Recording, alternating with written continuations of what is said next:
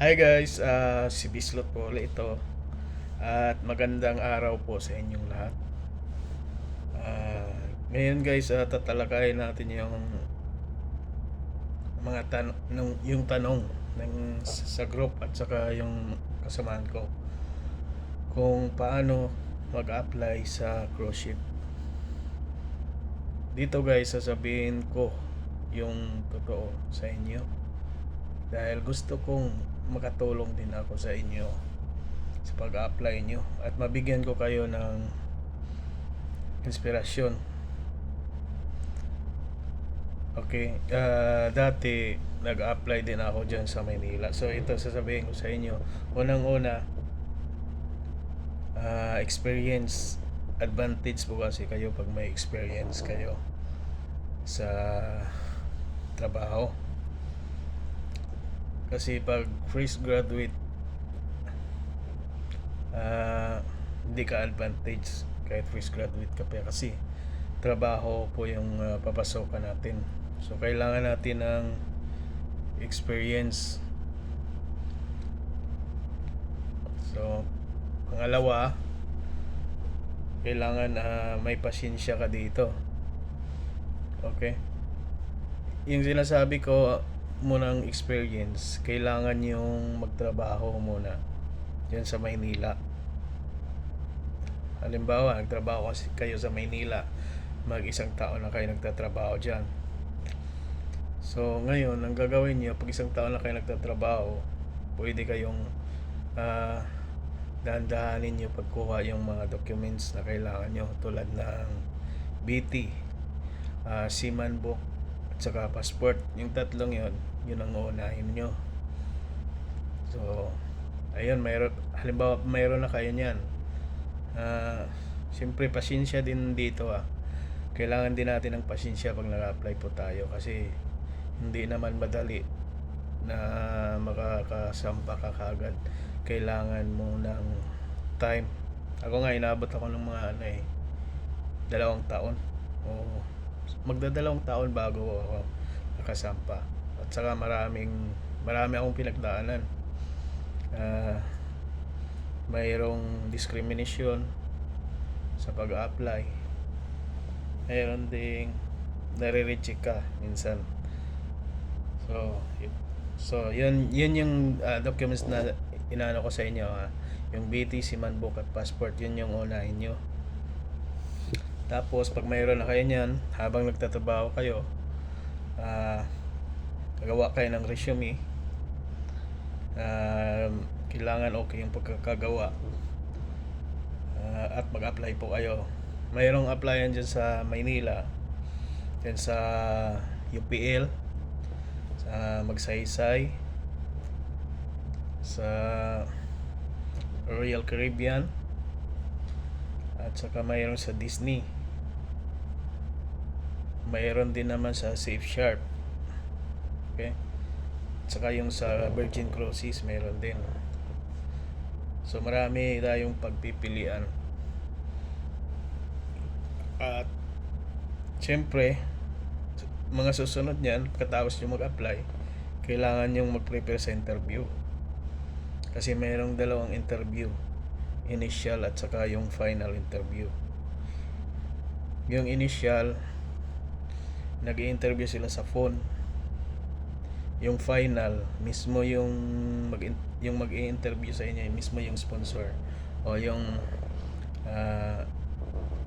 mismong ng company yung pupunta doon sa agency. So ayun, prepare for the interview. Tapos ang kasunod, siyempre kailangan nyo ng knowledge sa computer. Kasi mayroon kasing iba na hired na pagkatapos nilang na-hired, mag-asikaso na sila ng documents. Ngayon wala silang kaalam-alam para sa mga pasikot-sikot sa computer. Tulad ng i-scan mo tapos i-send mo sa email o di kaya meron kang i-login, mga ganyan, o gagawa ka ng kung ano-ano sa Word, Microsoft Office Word, gagawa ka rin ng resume mo, so kailangan mo niyan. So yun, kailangan mo ng knowledge sa computer. So yun guys, ang sinasabi ko sa inyo, totoo po yun kasi yan po yung ginagawa ko at yun po yung ah, pinagtiyagaan ko rin yun ng ilang taon. Kahit paman sa una, pangalawa, hindi nyo naging successful na nakasampa kayo. Tiyaga-tiyaga lang kayo at pasensya. Kailangan nyo lang talagang pagpatuloy at hindi kayo mawala ng pag-asa. Sa sitwasyon ko naman ngayon, bilang isang crew member ng cruise ship, hindi ko matatawag na successful po ngayon. Pero sa tingin ko, pag gusto mo talaga mag-ipon dito, makakaipon ka at makakabili ka ng gusto mo. Depende yon sa'yo. Sa paggastos mo. Kasi alam mo naman dyan sa Pilipinas, sa Maynila, na napakabilis ng pera pag halimbawa kauwi ka. So kailangan mong magbabudget. Nasa sayo na yan. Kaya yung iba walang naiipon dahil malaki din naman kasi yung pangangailangan nila. May mga kung ano-ano pa silang loan, mga ganon. So yun, wala rin talagang naiipon yung iba. So yun nga, itong pagkakataon na to, halimbawa matuloy ka sa cruise ship, kailangan mo mag-ipon at mag-invest sa business kahit maliit. So yun lang guys yung masasabi ko sa pag-a-apply dito. Kailangan nyo po i-ready yung tatlong yun. So sa experience ko rin kasi tungkol sa pasensya, ilang beses na-reject ako ng dalawang beses. Na-reject ako sa UPL at saka sa MSC Cruise Line. MSC, kasi di ko na sasabihin, sa akin na lang yun.